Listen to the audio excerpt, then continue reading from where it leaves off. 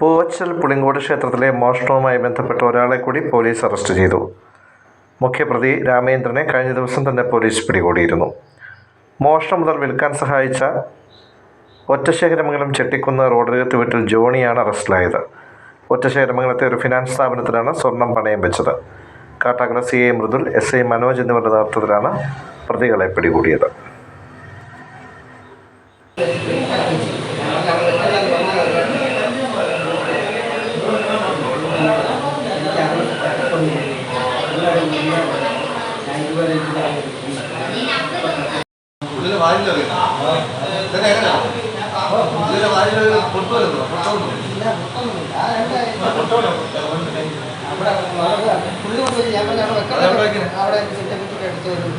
എടുത്തു